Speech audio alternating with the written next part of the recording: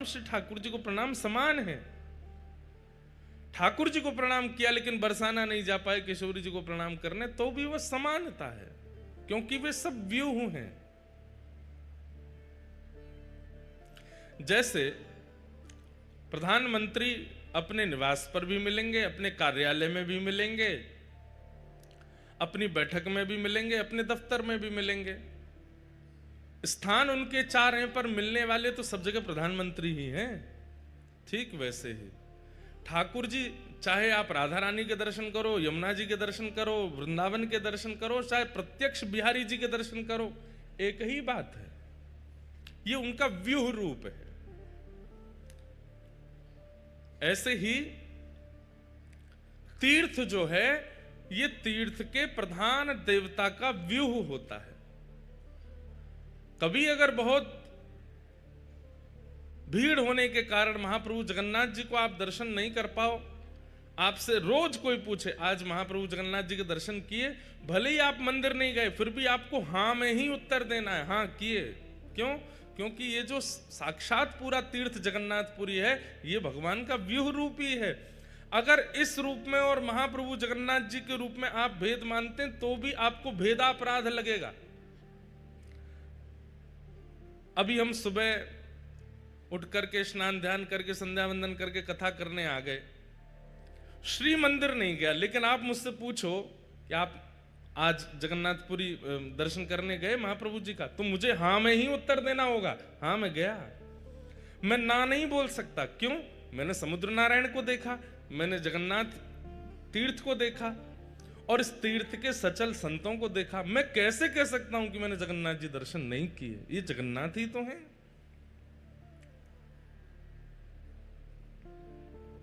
सीधी बात, दूध से दिया नहीं जलेगा, पर दूध में घी नहीं है ऐसा नहीं है। दूध में घी है, पर प्रकट करना पड़ता है। ऐसे ही ये तीर्थ हो या तीर्थ की नदियां हो, सरोवर हो, तालाब हो, पोखर हो या समुद्र हो, या तीर्थ निवास करने वाले संत हो, ये भगवान के व्यूह रूप हैं।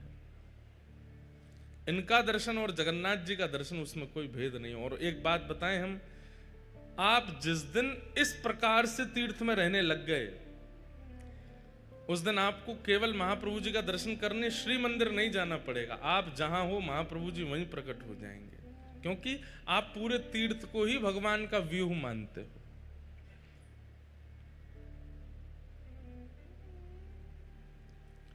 तो ऐसे हमारे सब संत जन कृपा करके पधारे हैं।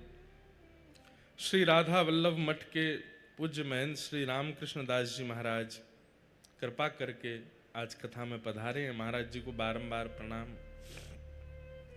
साथ ही श्री उत्तर पारस मठ के पूज्य महाराज जी पूज्य श्री नारायण रामानुज दास जी महाराज पधारे हैं, उन्हें भी बारंबार प्रणाम। एवं पूज्य श्री शुभानंद पुरी जी महाराज, आपका तो दर्शन कल भी दास को प्राप्त हुआ, सबको मिला, आज भी आप पधारे हैं। हमारे श्री जीयर स्वामी मठ के पूज्य श्री तिवारी जी महाराज भी आज कृपा करके पधारे हैं, जो हमारा दादा गुरु स्थान है। और एक बात आप सब लोगों को सुन करके आनंद होगा, आज बड़ी कृपा करके परम पूजनीय प्रातः स्मरणीय हमारे पूज्य गुरुदेव भगवान पूज्य पिताजी महाराज भी वृंदावन से पधारे, और आज थोड़ी देर में उनका भी दर्शन प्राप्त होगा, वे भी कथा में पधारेंगे। जिनकी कृपा से ये भक्ति पथ चल रहा है, जिनकी कृपा से हम आप सब लोग आज कथा का आनंद सुख और श्री गिरधर लाल जी की सेवा का रस ले रहे हैं, उस कथा का मूल स्रोत तो श्री जगन्नाथपुरी है। यहीं के श्री जीयर स्वामी मठ से हमारे पूज्य गुरुदेव भगवान पूज्य पिताजी महाराज आपकी दीक्षा हुई। परम पूजनीय प्रातः स्मरणीय श्री गरुणध्वजाचार्य जी महाराज वर्तमान में श्री जीयर स्वामी मठ के पूज्य महाराज जी परम पूजनीय प्रातः स्मरणीय बारंबार वंदन करते हैं, जिनको हम अत्यंत पिता तुल्य स्नेह दास को प्रदान करते हैं, पिता के रूप में बैठ के एक वात्सल्य प्रदान करते हैं। ऐसे परम पूजनीय प्रातः स्मरणीय श्री इंदिरा रमणाचार्य जी महाराज जी को बारंबार स्मरण करते हैं, प्रणाम करते हैं। पूज्य पिताजी महाराज के एक प्रकार से गुरु भाई। तो ये सब कृपा है, यहीं से हमारी ये पूरी परंपरा आनंदित हो रही है। भैया गंगा भले ही बनारस को पवित्र कर रही है, गंगा भले ही प्रयागराज को पवित्र कर रही है, गंगा भले ही ऋषिकेश हरिद्वार को पवित्र कर रही है, पर मूल उद्गम तो गंगोत्री है ना। इसलिए गंगोत्री की महत्वता, गंगोत्री का प्रणाम अद्भुत है। ऐसे ही हमारी व्यासपीठ, पूज्य पिताजी महाराज की व्यासपीठ आप सब लोगों को आनंदित कर रही है, भक्ति का प्रचार प्रसार एवं संचार कर रही है, पर उसका मूल प्रादुर्भाव तो जगन्नाथपुरी से है, श्री जीयर स्वामी मठ से है। वहां के हमारे पूज्य श्री तिवारी जी महाराज पधारे हैं, उन्हें बारंबार हम प्रणाम करते हैं। और हमारी शीतल दीक्षा तो पूज्य पिताजी महाराज ने की। जब प्रथम बार व्यासपीठ पर विराजमान होने वाले थे 20 जुलाई 2015, तो शंख चक्र व्यासपीठ पर बैठने से 2 घंटा पहले धारण हुए। तो पूज्य पिताजी महाराज अचानक ही उनका क्रम बना। हमारे रामानुज परंपरा में तिथि, बार, नक्षत्र और मुहूर्त देखने की आवश्यकता नहीं है भगवत शरणागति के लिए। आपकी जब इच्छा हो जाए और गुरुदेव की कृपा हो जाए तो आप दीक्षा ग्रहण कर सकते हो। हमारे पूज्य नाना जी बोले पिताजी से, बोले आज को दिन बहुत बढ़िया है, लाला पहली बार व्यासपीठ पर बैठवे वारो है, आज से बढ़िया समय नहीं मिलेगो, श्री द्वारिका तीर्थ है, आप लाला को दीक्षा दो। और पूज्य गुरुदेव भगवान पिताजी महाराज ने हमें दीक्षा प्रदान की। शीतल दीक्षा पूज्य गुरुदेव भगवान ने दी।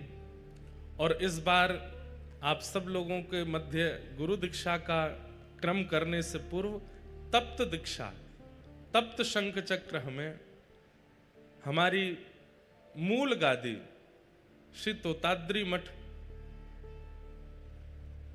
दक्षिण भारत के परम पूजनीय पूज्य महाराज श्री ने तप्त दीक्षा प्रदान की। अद्भुत है यह परंपरा। महाप्रभु जगन्नाथ जी ने भी श्री रामानुजाचार्य जी से सेवा ग्रहण की, सेवा स्वीकार की। ऐसे हमारे सब आचार्य चरण आज पधारे हैं, सबके चरणों में बारंबार प्रणाम करते हैं। मंच पर विराजमान सब विप्रदेव, सब गंधर्वजन और आप सभी श्रोता भाई बंधु मातृशक्ति, सबको जय श्री कृष्ण। हाँ, इतने धीरे बोलो कि बगल वाले को भी आवाज नहीं आवे। जय श्री कृष्ण। देखो आवाज तो है आप में, पर पता नहीं क्या सोते रहते हैं, जाने क्या। अरे उत्साह में रहिए।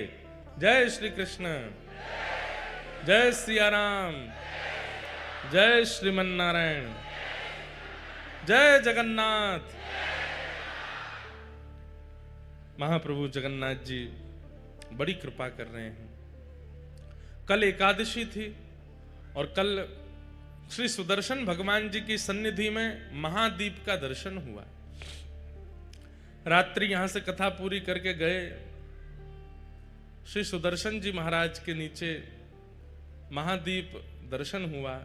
हमारे सब सेवायत ऊपर जाते हैं, जाकर के वहीं महादीप करते हैं। फिर उसके बाद पूरी जगन्नाथपुरी की रक्षा हेतु, यहाँ के भक्तों की रक्षा हेतु, यहाँ के गजपति महाराज राजा की रक्षा हेतु महाप्रभु जगन्नाथ जी से प्रार्थना करते हैं, सुदर्शन जी से प्रार्थना करते हैं। इतना सुंदर दर्शन हो रहा था कल रात्रि में। उसके बाद महाप्रभु जी के बड़ श्रृंगार का दर्शन हुआ। पूरी दुनिया में एकमात्र श्री जगन्नाथ जी ऐसे ठाकुर हैं जो रात में विशेष अलग ही है। श्रृंगार दर्शन पूरे विश्व में कहीं भी ठाकुर जी के सुबह के सत्र में होते हैं, लेकिन महाप्रभु जगन्नाथ जी का श्रृंगार रात्रि में होता है। और रात्रि में मानो जैसे सब अर्चक गोपी बन जाते हैं, सहचरी बन जाते हैं और सहचरी बनकर के महाप्रभु जी का श्रृंगार करते हैं। और वह श्रृंगार धारण करके महाप्रभु जगन्नाथ जी फिर वृंदावन रास के लिए प्रस्तुत होते हैं, रास में प्रस्तुत करते हैं। ऐसे जगन्नाथ जी को हम बारंबार प्रणाम करते हैं।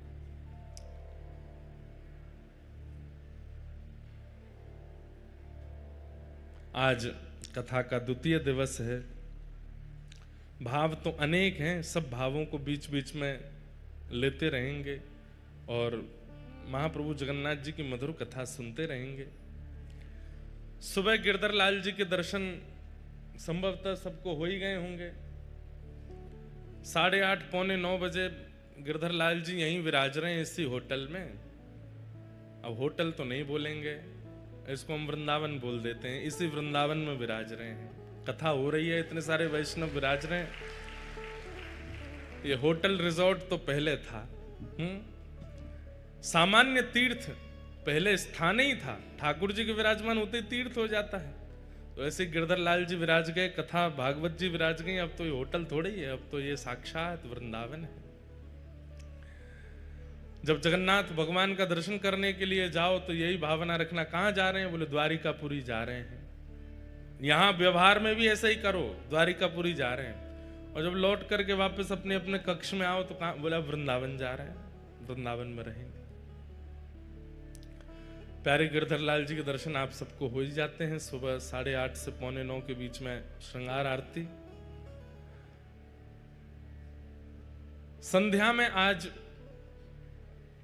अभी तक हमको कोई सूचना तो मिली नहीं कहाँ जाना चाहिए, लेकिन कथा के विश्राम से पहले हमें सूचना जरूर मिल जाएगी। हमारे अभिमन्यु रामानुजदास जी अभी कोई सूचना प्रदान कर देंगे, समय आपको बता दिया जाएगा। उस समय तक उस स्थान पर आप लोग उपस्थित हो जाना, वहां प्रेम से दर्शन करेंगे, आनंद करेंगे, कीर्तन करेंगे। प्यारे गिरधर लाल जी के भी उत्सव यहाँ होंगे। एक दिन तो नंदोत्सव होगा, 56 भोग उत्सव होगा, और भी शायद रथ यात्रा उत्सव भी ठाकुर जी का यहाँ पर करने का भाव बनेगा, तो ठाकुर जी रथ में भी विराजेंगे। 12 महीने हैं, लेकिन 12 महीनों में महाप्रभु जगन्नाथ जी के 13 उत्सव हैं। हर महीने एक उत्सव ठाकुर जी का होता ही है। और सबसे पहले उत्सवों का प्रारंभ होता है चंदन यात्रा से। यहां पर उत्सवों को यात्रा कहते हैं। हमारे यहां अक्षय तृतीया के दिन वृंदावन में सारे ठाकुरों को चंदन अर्पित किया जाता है। हमारे यहां उसको अक्षय तृतीया महोत्सव कहते हैं, चंदन उत्सव कहते हैं, पर यहां पर उत्सवों को यात्रा कहते हैं। यहां पर महाप्रभु जगन्नाथ जी चंदन यात्रा से अपने उत्सवों का प्रारंभ करते हैं, क्योंकि हम लोगों का जो नव वर्ष है वो तो नवरात्रि में, चैत्र की नवरात्रि में आता है, उसके बाद महीना प्रारंभ होते हैं हमारे। तो श्री महाप्रभु जगन्नाथ जी का सबसे पहला उत्सव चंदन यात्रा उत्सव होता है। और फिर उसके अनेक अनेक उत्सवों के क्रम है, जिनमें से 2 यात्रा ऐसी हैं जिसमें महाप्रभु जगन्नाथ जी स्वयं पधारते हैं। एक तो स्नान यात्रा और एक रथ यात्रा। इन 2 यात्राओं में महाप्रभु जगन्नाथ जी स्वयं पधारते हैं। बाकी की यात्राओं में महाप्रभु जगन्नाथ जी का चल स्वरूप विराजमान है श्री मदन मोहन जी और श्री रामकृष्ण जी। ये ठाकुर जी के सचल विग्रह विराजमान है भीतर ही। बाकी की यात्राओं में वो ठाकुर जी का चल स्वरूप ही पधारता है। क्योंकि ये भी बात कह सकते हैं कि सारे उत्सवों में महाप्रभु जगन्नाथ जी आए तो कितनी मेहनत हो जाएगी। 2 यात्राओं में ठाकुर जी बाहर आते हैं, उसी में ही महाराज पूरी जगन्नाथपुरी की अर्थव्यवस्था ऊपर नीचे हो जाती है, यहाँ के लोगों की नींदें उड़ जाती हैं, और क्या पूरा प्रशासन शासन भारत के दिल्ली राजधानी तक हिल जाती है जब महाप्रभु जगन्नाथ जी बाहर आते हैं। अगर वो हर उत्सव में यात्रा में बाहर आने लग गए तो फिर तो हो गया काम। इसलिए वो 2 यात्राओं में आते हैं, स्नान यात्रा और रथ यात्रा। बाकी की यात्राओं में महाप्रभु जगन्नाथ जी के चल स्वरूप श्री मदन मोहन जी बाहर आते हैं।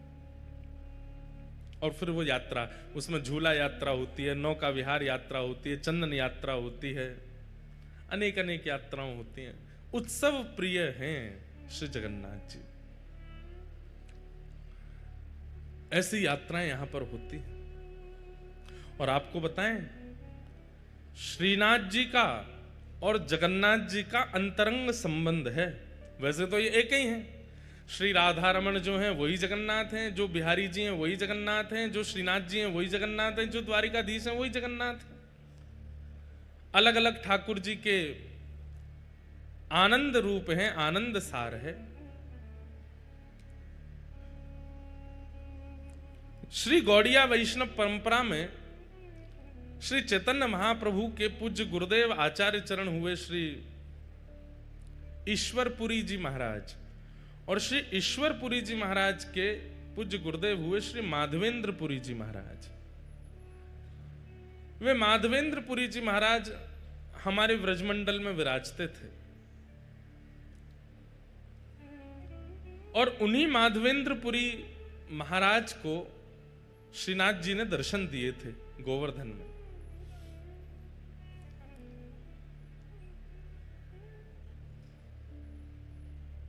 गोविंद गोविंद गाइए रे भजो, राधे गोपाल कृष्ण गाइए।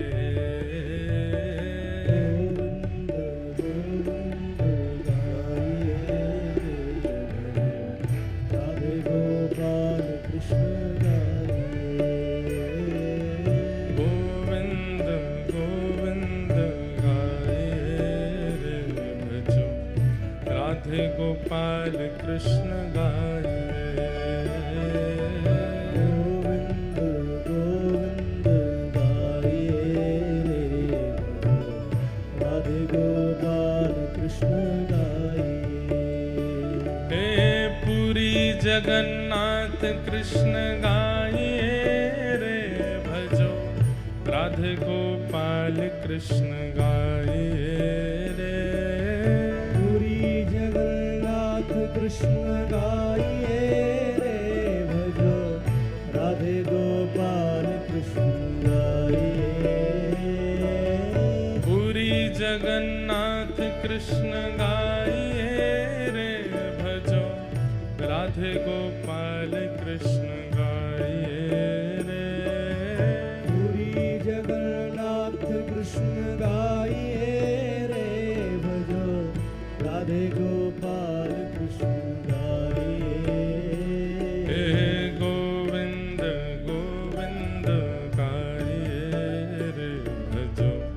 राधे गोपाल कृष्ण गाइए। गोविंद गोविंद गाइए रे भजो, राधे गोपाल कृष्ण गाइए।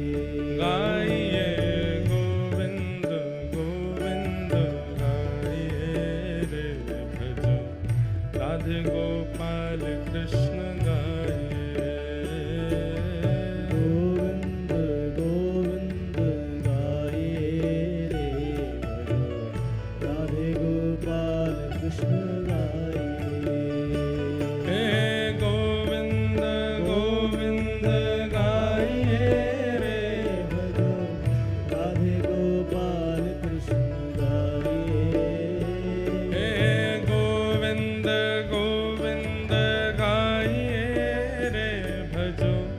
राधे गोपाल कृष्ण गाइए रे। गोविंद गोविंद गाइए रे भजो, राधे गोपाल कृष्ण गाइए। गोविंद गोविंद गाइए रे भजो, राधे गोपाल कृष्ण गाइए।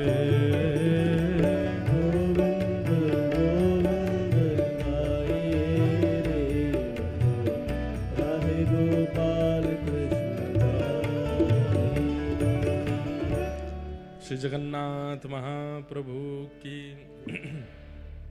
आज परम कृपा है, और हम पे तो विशेष कृपा है कि महाप्रभु जगन्नाथ जी की सन्निधि में कथा सुनाने का अवसर मिल रहा है, और उसी मध्य में महाप्रभु जी के दर्शन, महाप्रसाद का पान, तीर्थ का दर्शन, तीर्थ राज का दर्शन, और साथ ही आज इतने महापुरुषों के दर्शन, और महाप्रभु जगन्नाथ जी की चरण सन्निधि में चक्र तीर्थ में महोदधि के तट पर व्यासपीठ पर बैठे बैठे अपने सदगुरुदेव भगवान के आशीष का प्राप्त होना, ये हमारे लिए परम सौभाग्य की बात है। गुरु कहाँ दर्शन देते हैं, कहाँ आशीष देते हैं, वो स्थान और वह समय भी बहुत दिव्य होता है। आपको आपके गुरु के दर्शन कहाँ हो रहे हैं और गुरु आपको कहाँ आशीष प्रदान कर रहे हैं, वो स्थान भी उस आशीर्वाद को अति विशेष कर देता है। एक तो हमारे गुरुदेव, ऊपर से हमारे पिताजी, और फिर व्यासपीठ पर तो समस्त तीर्थ विद्यमान होते हैं। व्यासपीठ जहां विराज जाती सारे तीर्थ आ जाते हैं, लेकिन वह व्यासपीठ भी एक विशेष तीर्थ में विराज जाए तो उसकी महिमा और है। और उस पर बैठे हुए जब आचार्य चरण आकर के अनुग्रह कर दें, कृपा कर दें, आशीष दे दें, तो ये निश्चित ही भगवान की अति प्रसन्नता का प्रतीक है। ठाकुर जी बड़े प्रसन्न हैं। आज वृंदावन से पूज्य गुरुदेव भगवान भी यहाँ कृपा पर करके पधारे हैं आशीष देने के लिए। पूज्य गुरुदेव भगवान को बारंबार प्रणाम। तो हम क्या निवेदन कर रहे थे कि हमारे श्रीनाथ जी का और महाप्रभु जगन्नाथ जी का अंतरंग मेल है तो एक ही, लेकिन माधवेंद्रपुरी दास जी श्री गोवर्धन में विराजते थे और कहते हैं तब की चर्चा है जब श्रीनाथ जी प्रकट नहीं हुए थे। सद्दू पानी की गैया जाकर के चारों थनों से दुग्ध प्रवाह करती थी जिस स्थान पर, वहां से श्रीनाथ जी प्रकट हुए। कथा हमने अनेक बार सुनाई है। लेकिन उससे पूर्व श्री गिरिराज जी की तलेटी में माधवेंद्रपुरी बाबा भजन करते थे। बहुत ध्यान से सुनिए सब लोग, इधर देखो। तब उन माधवेंद्रपुरी दास जी को एक छोटे से गोपाल जी, एक छोटे से ब्रजवासी बालक को रूप धारण करके आते और आकर के उनके सामने बैठ के दर्शन लाभ लेते। तब माधवेंद्रपुरी दास जी उनको बता दिया ठाकुर जी ने कि मैं ही परमात्मा हूं, मैं भगवान हूं, यहां लाला बन करके आनंद कर रहा हूं। तब एक दिन माधवेंद्रपुरी दास जी ने पूछा कि आपके श्याम वर्ण अंग पर हमें कभी कभी ऐसा अनुभव होता है कि अत्यंत प्रश्वेत, बहुत पसीना आपको आता है, और कोई कोई आपके अंग में जैसे छोटे छोटे छोटे छोटे कुछ ऐसे चिन्ह दिखाई देते हैं, ऐसा लगता है कि आप श्रमित हो गए हो। तो श्रीनाथ जी बोले, मैं यहां गिरिराज पर्वत में विराजूं भीतर, दोपहरिया में बहुत जोर से धूप पड़े और वह धूप के कारण मुझको बहुत जोर से गर्मी लगे, मेरे सर्वांगीण अंग में बड़ी उष्णता है जाए, कहीं कहीं छाले पड़ जाएं, मैं जोर से जल जाऊं। वैसे तो मुझको दूध को अभिषेक किया जाए, मुझको दूध पिवायो जाए, मुझको 56 भोग परवाए जाए, पंचामृत अभिषेक ते मेरो आनंद कियो जाए, पर वासे नेकात देर के काजे तो सुख मिले, लेकिन फिरते ये पीड़ा हेन लग जाए। माधवेंद्रपुरी दास जी बोले, तो भगवान आज्ञा करो, आपकी ये पीड़ा हमेशा के लिए दूर कैसे होगी। बोले कि बढ़िया वारो कपूर और चंदन में घिस करके केसर मिश्रित करके जब चंदन तैयार करके मेरे श्री अंग पे लगाए जाएगो तब मुझको कुछ सुख मिलेगो। तो माधवेंद्रपुरी दास जी बोले, तो मैं चंदन तैयार कर देता हूं। बोले कि ना, ऐसा वैसा चंदन नहीं, अब लगाओ तो फिर बढ़िया वारो लगाओ। तो बोले बढ़िया वारो चंदन कहाँ मिलेगा वो बताओ। बोले सबसे बढ़िया कपूर मिले चक्र तीर्थ में, जगन्नाथपुरी। और सबसे बढ़िया मलय चंदन, मलियागिरी चंदन भी कहाँ मिले? बोले जगन्नाथपुरी में। और बोले वहां मेरो एक स्वरूप है, वह स्वरूप को रोज चंदन लागी हुए, रोज चंदन लगाए हो जाए। आप तो वहीं जाओ और वहां से चंदन लेकर के आओ और आकर के मेरे श्री अंग पे लगाओ, तब मुझको सुख मिलेगा। तब माधवेंद्रपुरी दास जी श्रीनाथ जी की आज्ञा प्राप्त करके निकले हैं नीलाचल धाम के लिए, ठाकुर जी के सुख के लिए। देखो एक बात, हम लोग ठाकुर जी की सेवा में कोई भी सामग्री प्रस्तुत नहीं कर सकते, उस सामग्री में भी सर्वश्रेष्ठ सामग्री जो हो, और वो सामग्री भी सर्वश्रेष्ठ रूप से जहां निर्मित होती हो, वही ठाकुर जी की सेवा में लानी चाहिए। स्वयं श्रीनाथ जी माधवेंद्र जी से बोले, वो चंदन तो तुम यहीं घिस दोगे, लेकिन बढ़िया वारो तो वहीं मिलेगो, बढ़िया वारो कपूर तो वहीं मिलेगो, वहां ते लेके आओ। इसका मतलब क्या है? ठाकुर जी को विशेष प्रिय नहीं है, लेकिन वो हमें परखते हैं कि हमें प्रस्तुत करने के लिए कुछ विशेष देना उचित लगता है कि नहीं, वो ठाकुर जी देखते हैं। अब चंदन यात्रा पे आप अपने घर पे चंदन घिस के लगा दो ठाकुर जी को, ठाकुर जी कहेंगे ठीक है, काम चलाओ तो कर ही दियो काम, लेकिन आप पूरी उसकी व्यवस्था करो, वहां से जल मंगा रहे हैं, वहां से कपूर मंगा रहे हैं, वहां से केसर मंगवा रहे हैं, 4 आदमियों को भेज के कर रहे हैं, स्वयं जाकर के कर रहे हैं, उससे ठाकुर जी और ज्यादा प्रसन्न होते हैं। देखो मेरे सुख के काजे कितना श्रम कर रहे हो है। हमारे गिरधर लाल जी की स्नान यात्रा पर स्नान होता है। अब स्नान यात्रा, स्नान कराना है, टोंटी का जल भरो, करा दो स्नान, उसमें थोड़ा केसर आदि डाल दो, करा दो स्नान। नहीं, हम हमारे सब वैष्णव, सब हमारे जितने मित्र परिकर हैं, जितने हमारे पंडित जी, सबके साथ अवसर होगा, कथा नहीं है तो स्वयं जाएंगे। कहां? उत्तराखंड। उत्तराखंड में श्री यमुना जी सबसे पहले पृथ्वी पर जहां आती हैं, उस स्थान का नाम है कटा पत्थर।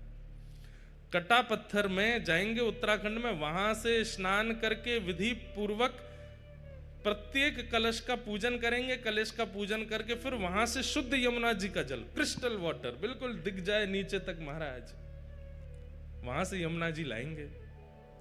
और फिर उन यमुना जी को वृंदावन ला करके, फिर वृंदावन में जो यमुना जी हैं उनको बढ़िया क्योंकि वृंदावन में यमुना जी तो पूरी सब अपवित्र कर दी लोगों ने, तो 2-4 कपड़े की परत लगा के उन यमुना जी को भरेंगे। फिर वो यमुना जल कटा पत्थर वाले जल में थोड़ा थोड़ा मिला देंगे, तो फिर भाव हो जाएगा यमुना तट का, वृंदावन तट का यमुना जल। फिर उससे ठाकुर जी को स्नान कराते हैं, रात भर मटकों में भर के रखते हैं, ठंडा बिल्कुल शीतल जल हो जाता है। फिर उन जलों में किसी में पुष्प, किसी में सुगंधी, किसी में अष्टगंधा, किसी में कुछ, सब मिला करके फिर ठाकुर जी को स्नान कराते हैं। तो कराना 10 minutes away. लेकिन जब ठाकुर जी देखते हैं कि बड़े प्रयास करता है, बड़ा श्रम करता है, बड़ा परिश्रम करता है, मनोबुद्धि लगन से लगता है, ठाकुर जी आते हैं स्वीकार करने। इसलिए कभी भी उत्सव कीजिए, उस उत्सव को काम चलाओ मत कीजिए, या तो करिए मत, और करो तो फिर उसमें इतना लगन से करो, इतनी विशेषता प्रकट कर दो। आप कहेंगे महाराज जी आपने जितने क्रम बताए वो तो धनवानों के हैं, धनवान ही कर सकते हैं ये सब, और जिन पर धन नहीं हो वो क्या करें? भाई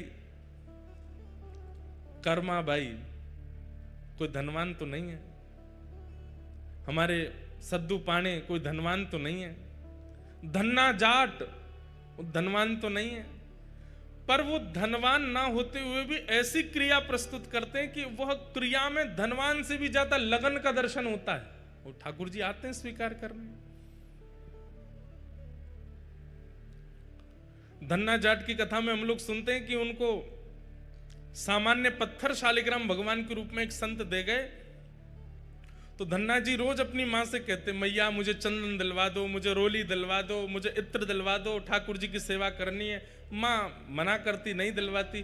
तो फिर धन्ना जी ने क्या किया, बाहर गए और रोली जैसे दिखने वाले पत्थर लेकर के आए, उनको बढ़िया घिसते हैं, और घिसते घिसते लाल रोली बन जाती है। फिर ठाकुर जी के सामने जाके भावना कर देते हैं, ठाकुर जी मुझ पर धन तो इतना नहीं है कि मैं रोली लाऊं, चंदन लाऊं, इसलिए ये रोली जैसा ही रंग है इसका, आप इसको स्वीकार करो। और प्रेम से लेकर के जब पधराते, ठाकुर जी प्रसन्न होते हैं उनके भाव से। भावना में तो व्यस्त है ना, भले ही धन का व्यय ना करता हो। तो माधवेंद्रपुरी दास जी को श्रीनाथ जी ने आज्ञा की कि आप जगन्नाथपुरी जाओ, वहां से कपूर चंदन लेकर के आओ, वो घिस करके लगाओगे तब मुझे सुख मिलेगा। माधवेंद्रपुरी दास जी निकल पड़े,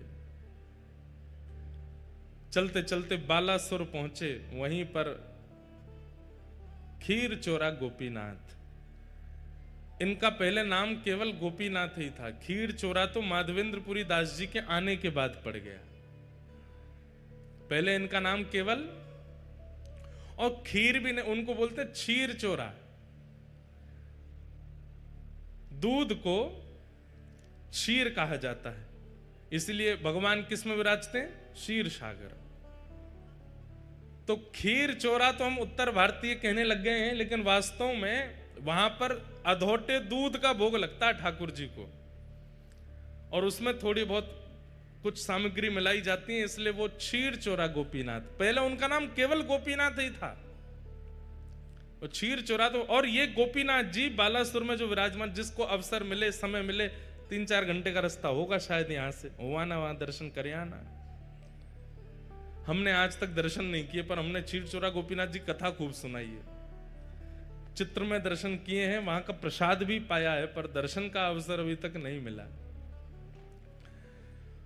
ये गोपीनाथ जी, क्षीर चोरा गोपीनाथ, ये गोपीनाथ जी सामान्य नहीं है। ये गोपीनाथ जी का स्वरूप स्वयं श्री राम जी के द्वारा निर्मित किया गया है, ये क्षीर चोरा गोपीनाथ। कैसे? जब प्रभु श्री राम वनवास कर रहे थे, तो कभी कभी लक्ष्मण जी को ज्ञान उपदेश करते थे, सीता जी से बैठ करके कुछ मधुर चर्चाएं करते थे। तो सीता जी बीच बीच में कभी कभी राम जी से बोलती, सब लोग इधर देखो, ध्यान से सुनो।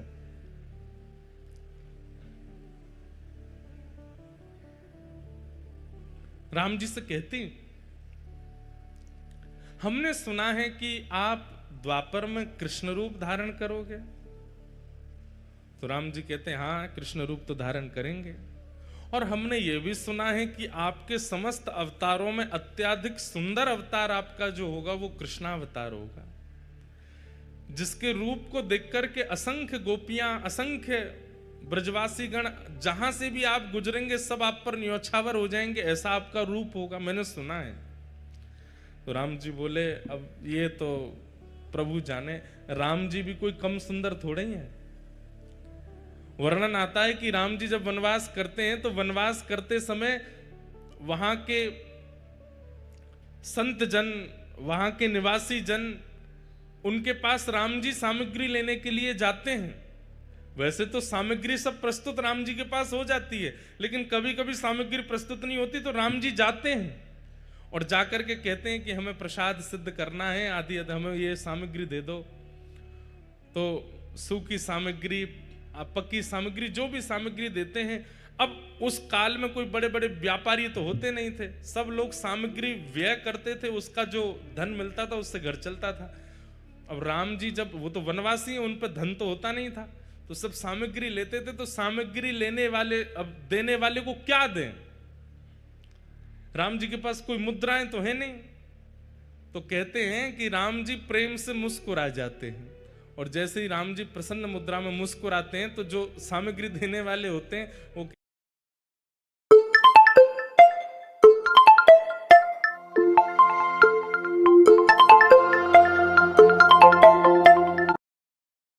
तो सामग्री ले जाओ, आप तो बस मुस्कुरा दिया करो। आप खुश हो जाते हैं, आप हंस जाते हैं, आप थोड़े प्रसन्न मुद्रा में हमको देख लेते हैं, हमको लगता है कि हमें सर्वस्व मिल गया। तो राम जी भी कोई कम सुंदर तो नहीं है, एक ही रूप हैं दोनों, लेकिन कृष्ण थोड़े चंचल ज्यादा है ना, इसलिए उनकी रूप माधुरी अद्भुत है। तो सीता जी बोली, द्वापर में आप कृष्णावतार धारण करेंगे, और हमने सुना है कि वो कृष्ण स्वरूप बड़ा सुंदर होगा। राम जी बोले, अब कोई कम सुंदर है हम? बोले, नहीं, सुंदर तो आप अभी भी बहुत हो, पर हमें लगता है कि अभी आप इतने सुंदर हो, तो कृष्णावतार में और सुंदर, इससे सुंदर और क्या होगा? आप हमें दर्शन करा दीजिए ना। तो राम जी बोले, ठीक है, समय मिलेगा तो मैं दर्शन कराऊंगा। तो फिर राम जी नित्य जाते, एक गुफा में एक शिला है, और उस शिला को अपने बाण से ही ठाकुर जी छेद छेद करके अपने द्वापर में प्रकट होने वाले रूप का निर्माण कर रहे हैं, स्वयं राम जी। आहा, कोई मूर्तिकार ठाकुर जी का रूप बनाता है, समझ में आती है, पर स्वयं ठाकुर जी ही अपनी मूर्ति बना रहे हैं, ये कितनी अद्भुतता है। हमारे चित्र बना के कितने सारे बालक लाते हैं, पर अपना चित्र बनाने की कभी मन में सोची भी नहीं। और कोई व्यक्ति अपना चित्र क्यों बनाएगा? लेकिन यहां श्री राघव जी अपना चित्र बना रहे हैं।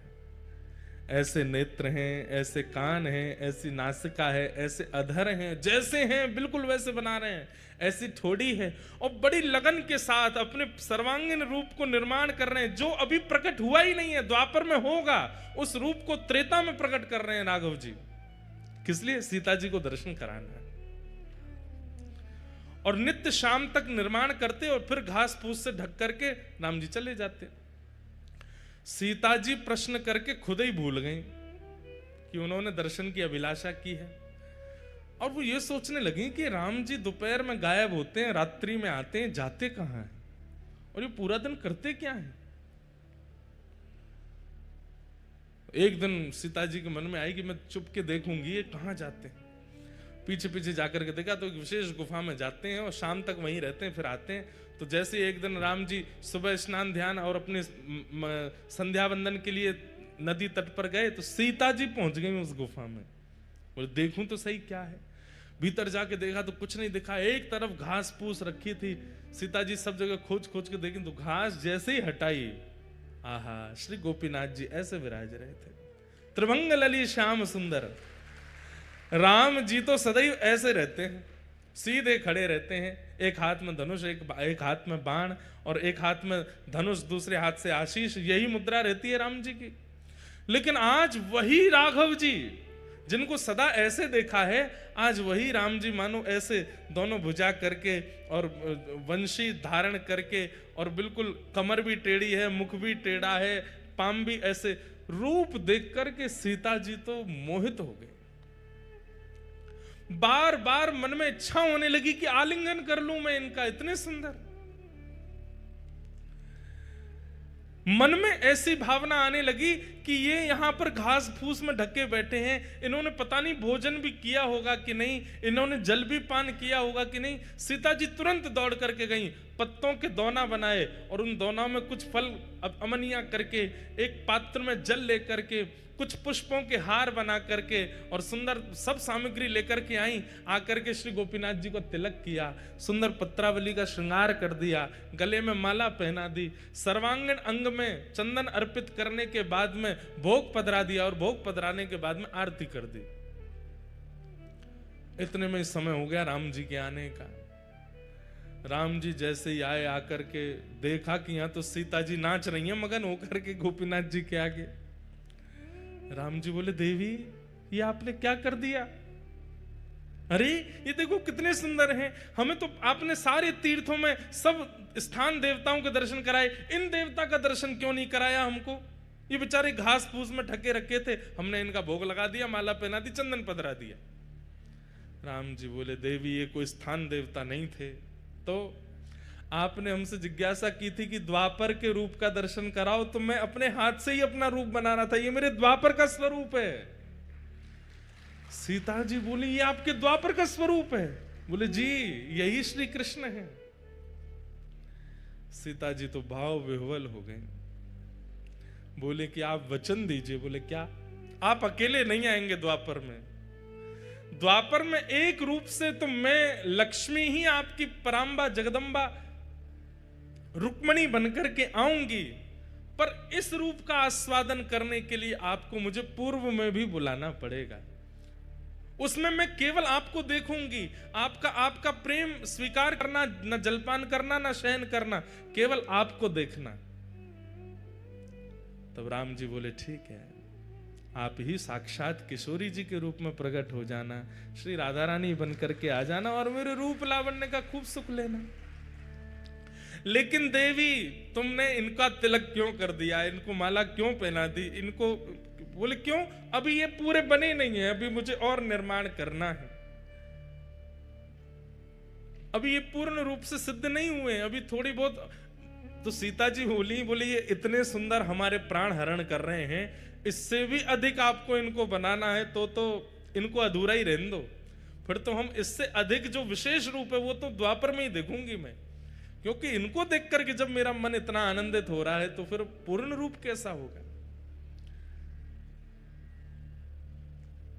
वही श्री राघव जी के द्वारा निर्मित शिला पर जो ठाकुर जी का स्वरूप है, वही बालास्वर में श्री गोपीनाथ जी के रूप में विराजमान है, जिन्हें क्षीर चोरा गोपीनाथ कहते हैं। पर वो क्षीर चोरा कब बने? जब माधवेंद्रपुरी दास व्रजमंडल से आ रहे हैं जगन्नाथपुरी चंदन लेने के लिए। बीच में जैसे ही गोपीनाथ जी का मंदिर पड़ा, माधवेंद्रपुरी दास जी पहुंच गए, जाकर के आहा भुजा उठा करके नृत्य कर रहे हैं, नृत्य कर करके गा रहे हैं, गोपीनाथ जी का दर्शन करके आनंदित हो रहे हैं। नित्य 11-12 सकोरों में, मिट्टी के पात्रों में ठाकुर जी को क्षीर का भोग लगाया जाता है और वही भोग सारे दर्शनार्थियों को बांटा जाता है। लेकिन माधवेंद्र जी अकिंचन दूर खड़े थे, सब में बट गया, लेकिन माधवेंद्र जी को नहीं प्राप्त हो पाया। आप 3-4 दिन से भूखे प्यासे और थे, और आपका एक स्वभाव और था। माधवेंद्र संतों के भी अपने अपने स्वभाव होते हैं। जैसे कई संतों का नियम होता है, हमारे वृंदावन में आज भी हैं, जो भिक्षा याटन करते हैं, जो मधुकरी मांगने के लिए जाते हैं, उनका समय है, वो इतनी देर ही आपके द्वार पर रहेंगे, ना तो आपको बुलाएंगे ना डोरबेल बजाएंगे, बस आपके द्वार पर खड़े होकर मंजीरा लेकर के कीर्तन करेंगे। आपने सुन लिया तो दौड़ के जाओ और जो भी मधुकरी है ला करके उनको दे दो। यूं नहीं कि बैल पे बैल बजाए जा रहे हैं, गेट खटखटा रहे हैं, अरे जल्दी लाओ, भिक्षा लेकर के आओ, हमको दे दो। ब्रज में ऐसे संत नहीं रहते। ब्रज में क्या है, मंजीरा लेकर के जाएंगे, आपके द्वार पर खड़े होकर के हरे कृष्ण हरे राम या राधे कृष्ण राधे श्याम, जो कीर्तन प्रिय लगेगा वो कीर्तन करेंगे। उसका भी उनका समय बंधा हुआ है, 3 मिनट 4 मिनट 5 मिनट, उतनी देर ही कीर्तन करेंगे। उतनी देर में आपने कुछ दे दिया तो ठीक, नहीं तो भूखे ही चले जाएंगे और जाकर के भूखे ही सो जाएंगे, मांगेंगे नहीं। इसलिए ब्रज की कई माताएं हमारे घर पे भी संत जन पधारते हैं, बगल में ही भागवत निवास करके स्थान है, वहां के महापुरुष पधारते हैं, तो वे भी आकर के द्वार पर खड़े हो जाएंगे। आपको पता चल जाए तो भिक्षा दे दो, नहीं तो चले जाएंगे। और उनका टाइम फिक्स है 6:15, तो मतलब 6:15 बजे ही आएंगे। तो हमारी माता जी अगर स्वयं रहती हैं तो स्वयं पहले ही बना करके दे आती हैं, और नहीं रहती हैं तो जो घर पर रहेगा उसको सारे काम बाद में बताएंगी, ये कमरा देख लेना, वो ये सब बाद में, सबसे पहले बताएंगे शाम को 6:15 बजे वो भागवत निवास के महाराज जी आएंगे, उनके लिए इतनी रोटी दाल चावल सब तैयार करके मधुकरी उनको दे देना। और कई बार हमने देखा कि जब घर लौट के जाते हैं, पूज्य पिताजी भी अनुभव करते हैं, तो माता जी सबसे पहले पूछेंगी, बाबा आए शाम को, मधुकरी दई? और वो सामने जो घर पे रुके वो अगर के अरे मैया कल तो हम लेट हो गए, बाबा चले गए, तो माँ इतनी उदास हो जाती है कि बेचारे बाबा कल मधुकरी नहीं पाए होंगे। ऐसे मधुकरी पाकर के हमारे व्रज में संत रहते हैं।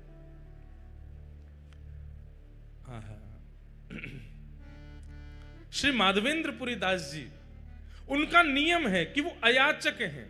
भूख लगेगी प्यास लगेगी लेकिन मांगेंगे नहीं, कोई स्वयं दे जाए तो छोड़ेंगे, नहीं तो पालेंगे।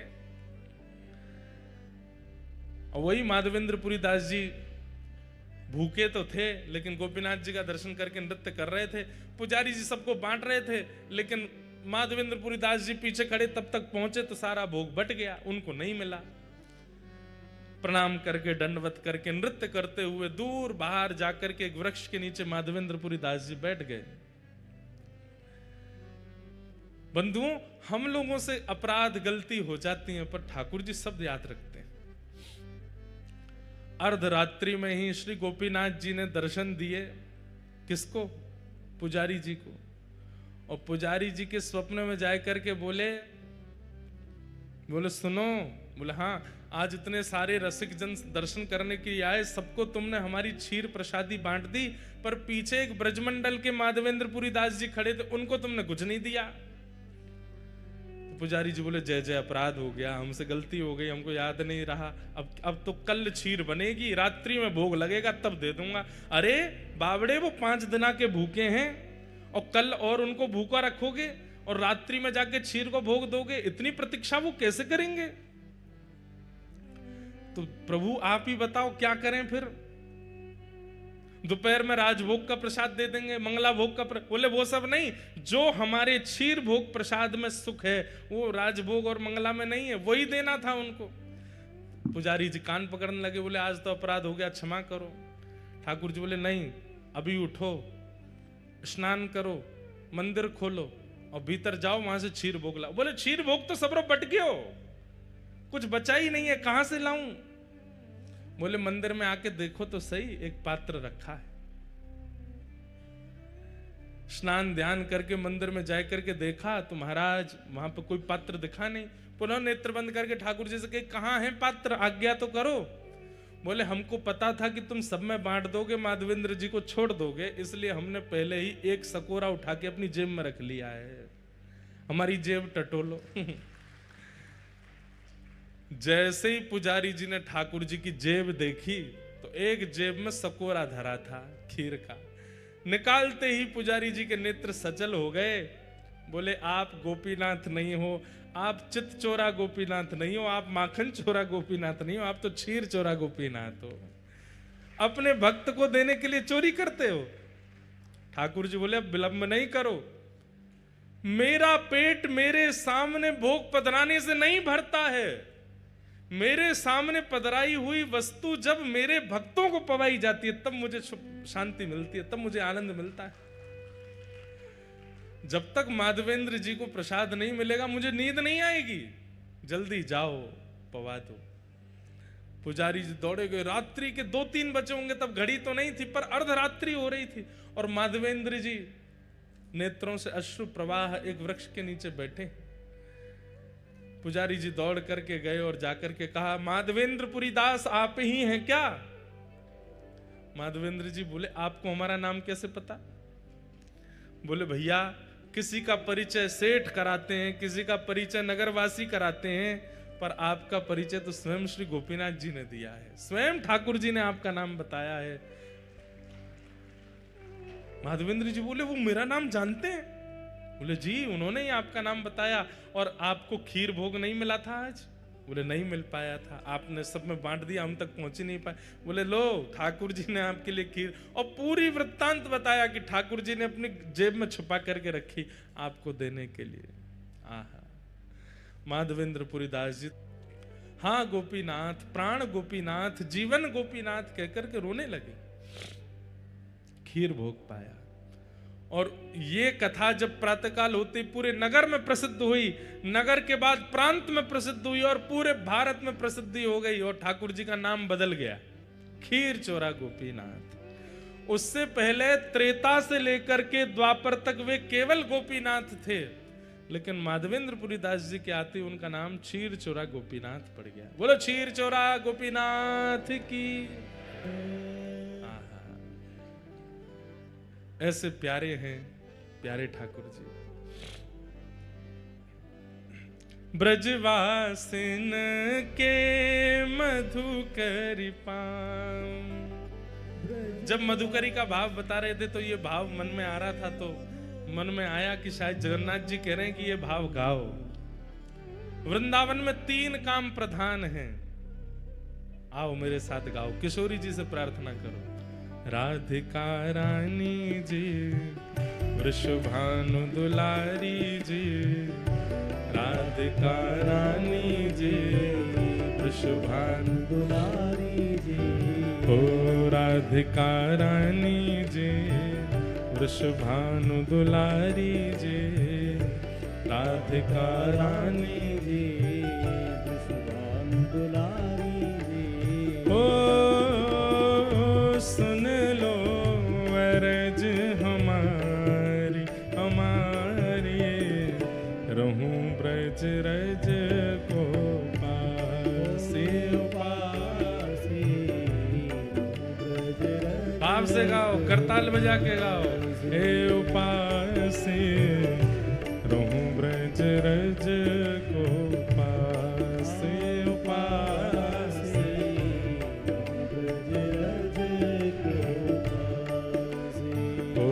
राधिका रानी जी, वृषभानु दुलारी जी, राधिका रानी जी, वृषभानु दुलारी जी।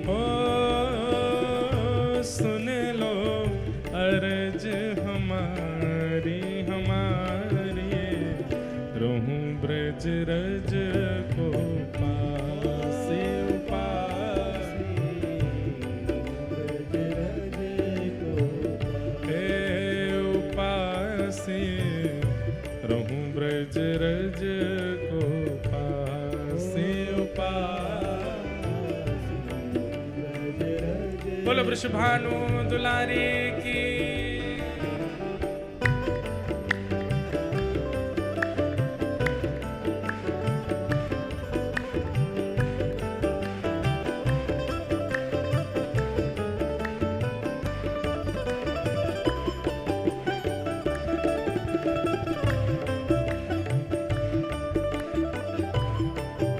श्री जगन्नाथ महाप्रभु की।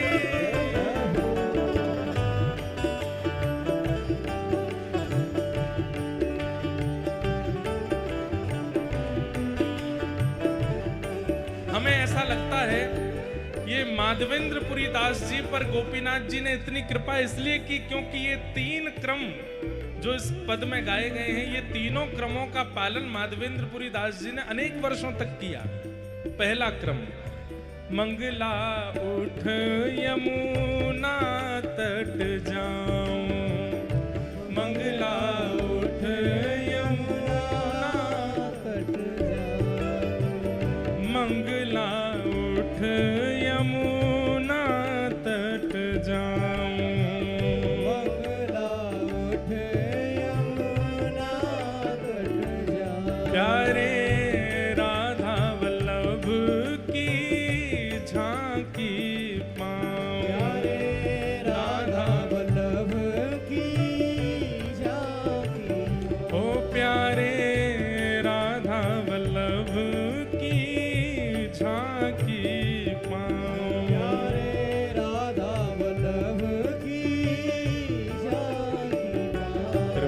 अभिलाषी जी राधिका रानी जी, कृपा अभिलाषी जी राधिका रानी जी।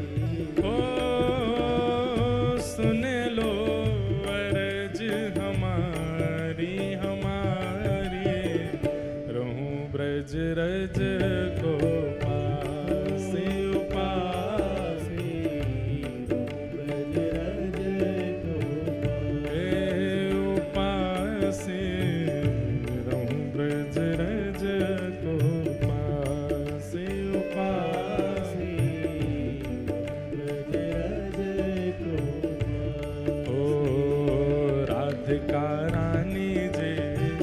वृषभानु दुलारी जी, राधिका रानी जी, वृषभानु दुलारी जी।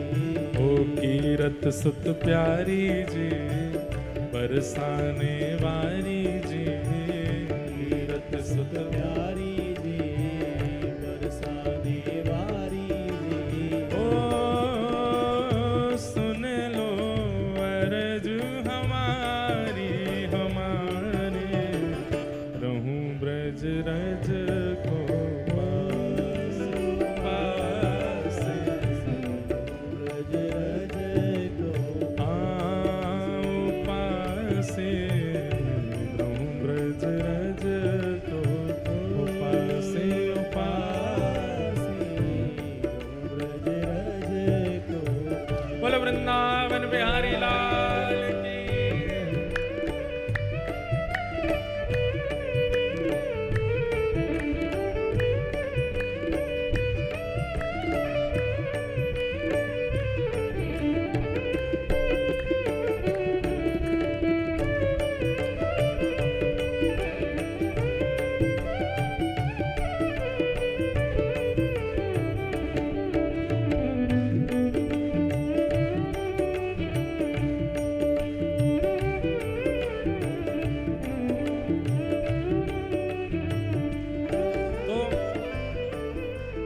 नियम है, मंगला में उठिए, उठ करके यमुना जी जाइए।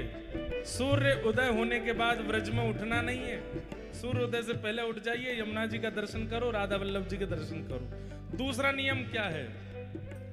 दोपहर में भूख लगेगी तो क्या पाएंगे?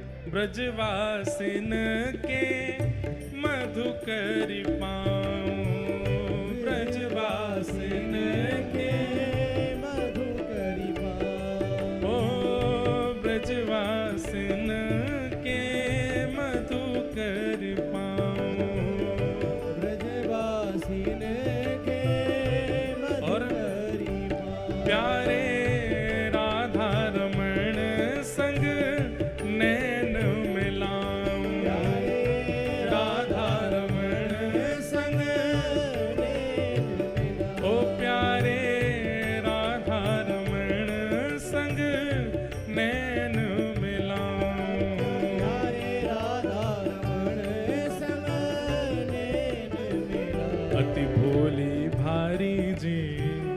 वृषभानु दुलारी जी, अति भोली भारी जी, दुलारी जी। ओ सुन लो अर्ज हमारी हमारी, रहूं ब्रज रज को पास पास,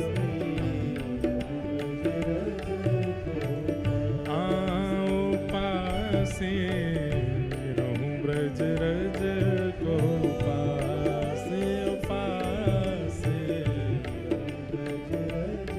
गाओ करताल बजा के, ओ राधिका रानी जी, वृषभानु दुलारी जी, राधिका रानी जी, दुलारी जी। ओ सुन लो अर्ज हमारी हमारी, रहूं ब्रज रज को उपासे उपासे, आओ पासे, रहूं ब्रज रज को उपासे। अच्छा, आपको एक बात बताएं, ये पद हमने लिखा था गोवा में। कहाँ लिखा था? गोवा। जहां जाकर के दुनिया उल्टे सीधे काम करती है, वहां पे भैया कमल तो कीचड़ में ही खिलता है ना। गोवा को हम कीचड़ नहीं बोल रहे हैं, गोवा को आप देखेंगे वहां पर विद्या साक्षात नृत्य करती है, बड़े बड़े संस्कृत विद्यालय हैं वहां पर। लेकिन गोवा की प्रसिद्धि इतनी विचित्र कर दी है लोगों ने। ये पद वहां प्रकट हुआ, इसलिए मुझे विश्वास हो गया कि श्री प्रियालाल जी यहां भी रमण करते हैं। लोग बाग उसका अनुभव नहीं कर पा रहे। इतना सुंदर भाव तीर्थों में प्रकट नहीं हो पाया, गोवा में जाकर के प्रकट हुआ। वृंदावन के 2 नियम सुन लिए, मंगला उठना, ब्रजवासियों के यहां से मधुकरी मांग करके पाना, और तीसरा नियम क्या है? ब्रज में रह के क्या करना है? ओ रसिक जनन की सेवा पाऊं, रसिक जनन की सेवा पाऊं, सब ब्रजवासिन की सेवा पाऊं। सब ब्रजवासिन की क्या सेवा है? सेवा पाऊं। ब्रज की सबसे ऊंची सेवा कौन सी है? सोहनी सेवा। ब्रज में एक सोहनी ले लीजिए और रास्ते बुहारते चलिए, गलियां बुहारते चलिए। अरे कभी अवसर मिले एक बार हमारे कहने से करिएगा। हमारे पंडित श्री गया प्रसाद जी महाराज पूरा जीवन उन्होंने सोहनी करके व्यतीत कर दिया। प्रियालाल जी गोद में आकर के खेलते थे उनसे। क्यों? बोले तुम ब्रज को सुंदर बनाओ, तुम्हारो हृदय अति सुंदर है गयो है, हमें तुम बड़े प्रिय हो, इसलिए ब्रज में जाके सेवा करो। रसिक जनन की सेवा पाऊं, रसिक जनन की सेवा पाऊं। सब ब्रजवासिन की सेवा पाऊं। सब ब्रजवासिन की सेवा पाऊं। प्यारे बांके बिहारी के दर्शन पाऊं। प्यारे बांके बिहारी के दर्शन पाऊं। सुबह मंगला करनी राधा वल्लभ जी में, राजभोग करने राधा रमण जी में, और शयन करवे ते पहले जानो बिहारी जी। 3 दर्शन करने हैं। हाँ बांके बिहारी के दर्शन पाऊं। प्यारे बांके बिहारी के दर्शन पाऊं। कृपा अभिलाषी जी कीरत सुत प्यारी जी। कृपा अभिलाषी जी कीरत सुत प्यारी जी। ओ हरिदास दुलारी जी, हरिवंश प्यारी जी। हरिदास दुलारी जी, हरिवंश प्यारी जी। ओ सुन लो अर्ज हमारी हमारी, रहूं ब्रज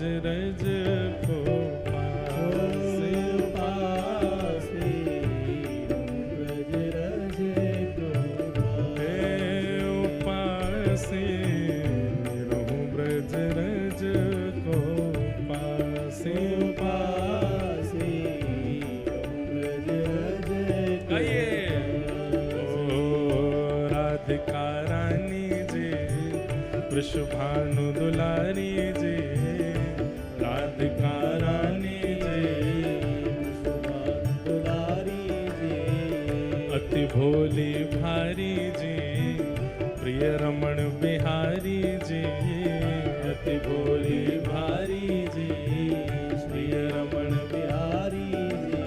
ओ सुन लो अरज हमारी हमारी, रहूं ब्रज रज को पासे पासे, ब्रज रज को हे उपासे, रहूं ब्रज रज को पासे पासे। और ब्रज रज क्योंकि हमारे सबरे पद गिरधर लाल जी लिखवाते हैं, इसलिए अंतिम पंक्ति में लाल जी को प्रणाम। गोवर्धन पर्वत पे राजो, गोवर्धन पर्वत पे राजो, श्री गोवर्धन पर्वत पे राजो, श्री गोवर्धन पर्वत पर राजो। प्यारे गिरधर लाल संग दर्श करा, प्यारे गिरधर लाल संग दर्श करा। ओ प्यारे गिरधर लाल संग दर्श करा, प्यारे गिरधर लाल संग दर्श करा। अरे भोली भारी जी, वृषभानु दुलारी जी, अति भोली भारी जी, वृषभानु दुलारी जी, ओ हरि, रहूं ब्रज रज को पासे उपासे, पासे ब्रज रज को पासे। हाँ उपासे, रहूं ब्रज रज को पासे उपासे, ब्रज रज को मन भूल मत जइयो राधा रानी के चरण, मन भूल मत जइयो राधा रानी के चरण। मन भूल मत जइयो श्यामा प्यारी के चरण, भूल मत जइयो श्यामा प्यारी के चरण। ओ राधा रानी के चरण, महारानी के चरण, राधा रानी के चरण, महारानी के चरण। राधा रानी के चरण, महारानी के चरण, राधा रानी के चरण, महारानी के चरण। मन भूल मत जइयो राधा रानी के चरण, मन भूल मत जइयो राधा रानी के चरण। मेरे मन भूल मत जइयो राधा रानी के चरण। भूल मत आओ करताल बजा के राधा रानी के श्री जगन्नाथ महाप्रभु की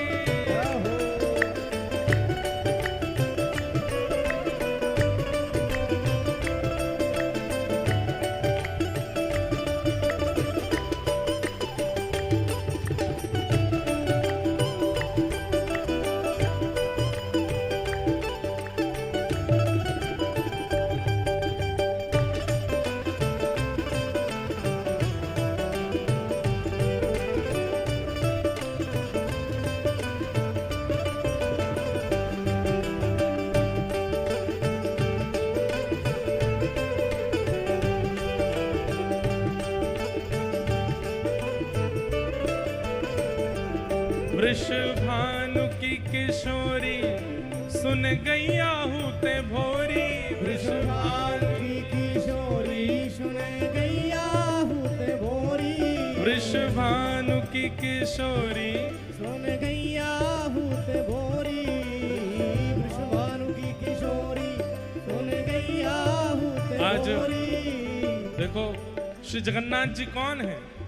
ब्रजवासी और किशोरी जी के प्रेम में विगलित हो गए जब ठाकुर जी, तभी तो जगन्नाथ जी बने। आज उन्हीं महाप्रभु जगन्नाथ जी ने जैसे सुनी राधा नाम गायो जा रहा पंडाल में, तो अपने नरसिंह भाई जी को भेजा, यही ठाकुर जी की ध्वजा परिवर्तन करते हैं। और कल रात में जो महादीप का दर्शन हो रहा था वो भी आपके द्वारा ही ऊपर महादीप हो रही थी। और हमें जगन्नाथ जी की सुंदर सुंदर चर्चाएं सुनाने वाले सौम्या जी, ठाकुर महाप्रभु जगन्नाथ जी के स्कंद पुराण में या यहाँ के जितने भी महात्मा हैं यही हमको सुनाते हैं। आप दोनों हमारे सखा हैं, पधारे हैं, पर हम तो यही मानेंगे कि राधा नाम सुनकर के जगन्नाथ जी दौड़े चले आए, अपनी ध्वजा जी भेजी हैं। वृषभानु की किशोरी सुनी गैया हूते भोरी, वृषभानु की किशोरी सुन गैया हूते भोरी, प्रीत जान के हूँ थोड़ी तो है राखेगी शरण, प्रीत जान के हूँ थोड़ी मेरे मन भूल मत जइयो राधा रानी के चरण।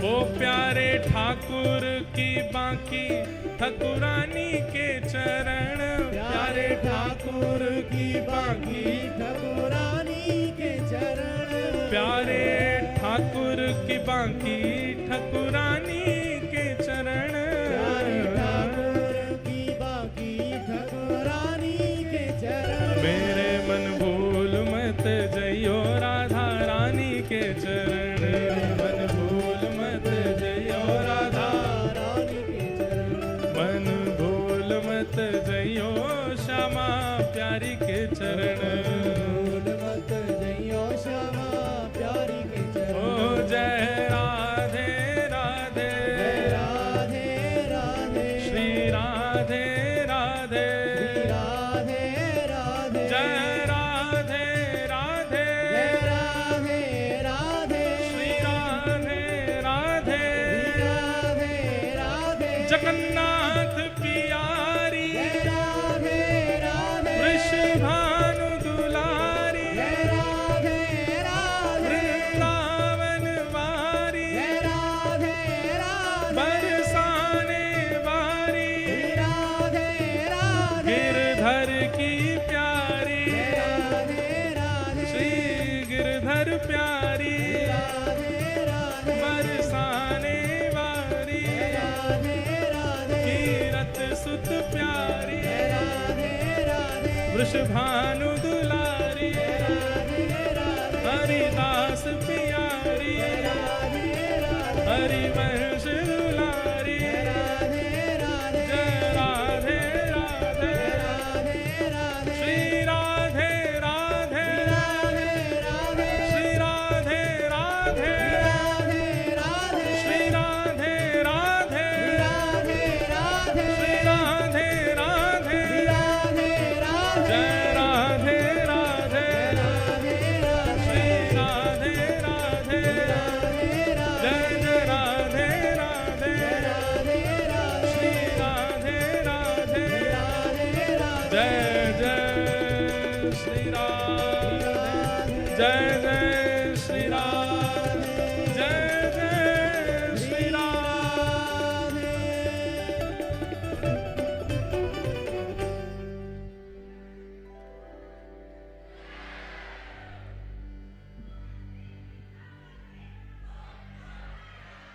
वाह।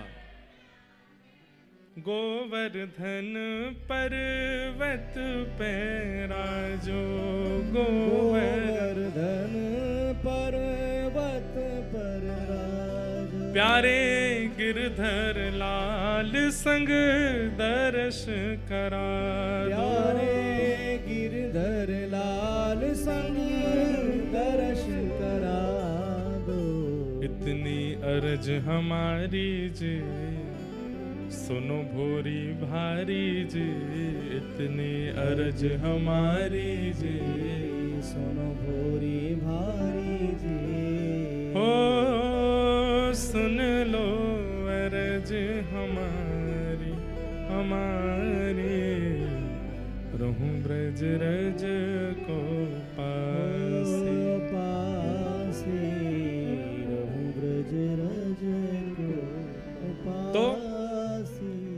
माधवेंद्रपुरी दास जी को श्रीनाथ जी ने भेजा है, जाओ जाकर के जगन्नाथपुरी से चंदन लेकर के आओ।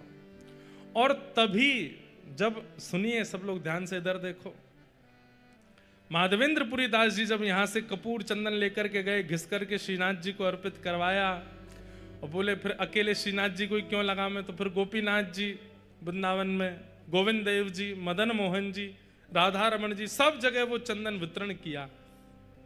और तब से आज तक हमारे सब श्री कृष्ण तीर्थों में चंदन यात्रा होती है, चंदन उत्सव होता है। अक्षय तृतीया को ठाकुर जी को चंदन पधराया जाता है। उसके शास्त्रीय प्रमाण, वैदिक प्रमाण, पौराणिक प्रमाण भी हैं और एक भावना का प्रमाण यह भी है कि चंदन यात्रा जो है ये सबसे प्रथम उत्सव है साल का। चैत्र में हमारी नए साल का प्रारंभ होता है, सबसे पहला उत्सव अक्षय तृतीया आती है। और उस अक्षय तृतीया में महाप्रभु जगन्नाथ जी अपने सारे मंदिरों में चंदन भेजते हैं, चंदन लगाते हैं अपने ही स्वरूपों को। बड़ी बड़ी भावना है।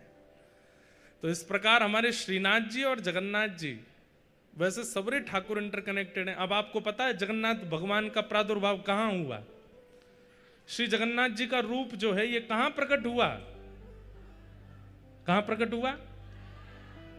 द्वारिका। हमसे ही सुना है आपने तभी बोल रहे हो। ये कथा तो हमने ही सुनाई है, वैसे तो सभी सुनाते हैं, पर जगन्नाथ जी का प्रादुर्भाव प्रकट स्थली जो है वो है द्वारिका। द्वारिका में व्रजवासियों की चर्चा सुनते हुए श्री महाप्रभु जगन्नाथ जी प्रकट हो गए। नारद जी देख करके घबरा गए। बंधुओं, बहुत रोया होना व्यक्ति, कोई व्यक्ति बहुत रोया हो, भगवान करे कोई ना रोवे, लेकिन कोई व्यक्ति बहुत रोया हो, दिन रात रोया हो, उस व्यक्ति की आंखें अलग ही दिख जाती हैं। ध्यान से सुनिएगा, अतिशय रुदन करने वाले व्यक्ति के पलकों के पास दोनों तरफ ऊपर नीचे आपको लालिमा का दर्शन होगा, लाल लाल हो जाते हैं। बाहर की ये जो पलक हैं ये भी लाल पड़ जाती हैं, और जितने उसके सामान्य नेत्र खुलते हैं उससे थोड़े अधिक नेत्र खुल जाते हैं। महाप्रभु जगन्नाथ जी को देखो, जगन्नाथ जी के जो ये भाव है ये पूरा लाल है और नेत्र पूरे खुले हुए हैं। ये प्रेम विगलित ठाकुर जी हैं। व्रजवासी और किशोरी जी के प्रेम में इतना रुदन किया ठाकुर जी ने कि जगन्नाथ बन गए। नारद जी महाराज घबरा गए और घबरा करके बोले, प्रभु ये ऐसा स्वरूप आपका, इसको तुरंत अंतर ध्यान कीजिए, हम देख नहीं पा रहे हैं आपके स्वरूप को, आपके हाथ नहीं है, पैर नहीं है, मुख नहीं है।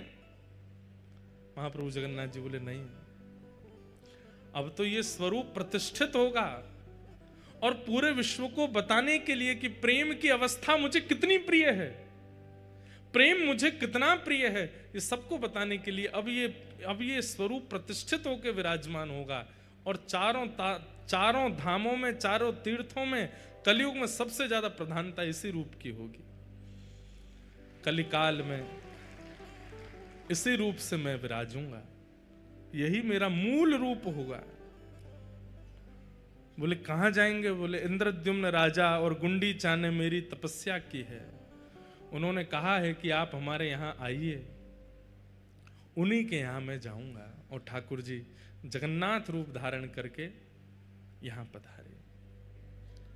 जन्माद्यस्य तोन्वयादितरतः चार्थे स्वविज्ञस्वराट तेने ब्रह्म हृदय आदि कवये मुह्यन्ति यत्सूरयः तेजो वारि मृदाम यथा विनिमयो यत्र त्रिशर्गो मृषा धाम्ना स्वेन सदा निरस्तकुहकं सत्यं परं धीमहि धर्म प्रोजित कैतमोत्र परमो निर्मत्सराणां सतां वैद्यं वास्तवमत्र वस्तु शिवदं तापत्रयोन्मूलनम् श्रीमद्भागवते महामुनिकृते किं वा परैरीश्वर सद्यो हृदयवरुध्यते त्रिकृतभिः शुश्रूषुभिस्तत्क्षणात् निगम कल्पतरोर्गलितं फलं सुखमुखादमृतद्रव संयुतं पिबत भागवतं रसमालयं मुहुर्हो रसिका भुवि भावुकाः। श्रीमद् भागवत जी के 3 मंगलाचरण के श्लोक हैं। सबसे पहले श्लोक में सत्य का ध्यान करते हुए प्रणाम करते हैं, सत्यम परम धीमहि। और सत्य को नहीं, परम सत्य को वंदन किया गया है। महाप्रभु जगन्नाथ जी परम सत्य हैं। कल मैंने बताया ना, सच्चिदानंद रूप, तीनों रूपों का दर्शन यदि आपको करना है तो महाप्रभु जगन्नाथ जी में करो। ये सत्य है, ये चैतन्य है और ये आनंद है।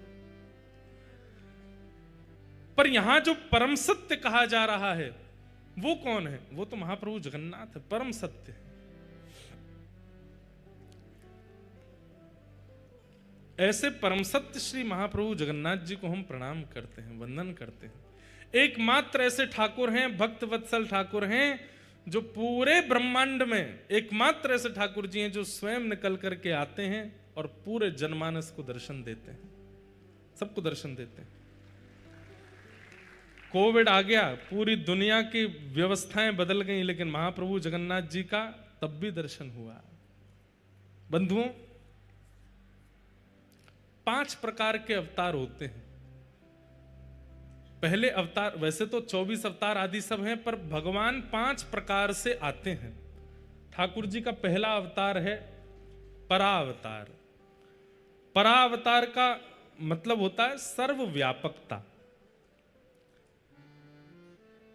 परावतार, इस माइक में भी ठाकुर जी हैं, इस वायु में भी ठाकुर जी हैं, इस पंडाल में भी ठाकुर जी हैं, इन सामने आर्टिफिशियल इन पुष्पों में भी ठाकुर जी हैं, माइक में भी ठाकुर जी हैं, आप में भी ठाकुर जी हैं, हम में भी ठाकुर जी हैं।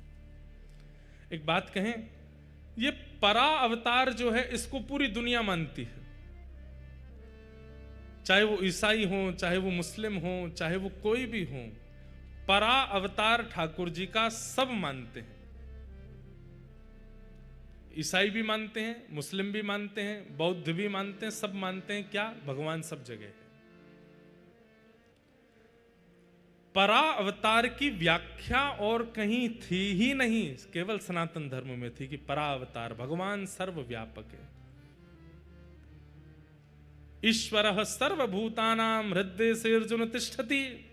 ईश्वर सभी प्राणी मात्र में विराजमान है, सभी जड़ चेतन में विराजमान है। हमारी हिंदू वैदिक सनातन धर्म की तो कैसी, अभी हमने कथा प्रारंभ की तो हमने क्या कहा था कि ठाकुर जी केवल मंदिर में हैं, ऐसा मत मानिए। आप श्री जगन्नाथपुरी में विराज रहे हैं, यहाँ की पृथ्वी का दर्शन कर रहे हैं, समुद्र का दर्शन कर रहे हैं, आकाश का दर्शन कर रहे हैं, सूर्य का दर्शन कर रहे हैं, जगन्नाथपुरी में खड़े होकर के, तो आपकी दृष्टि जो देख रही है सब जगन्नाथ हैं। ये ठाकुर जी का परावतार, सर्वव्यापकता। लेकिन सर्वव्यापकता से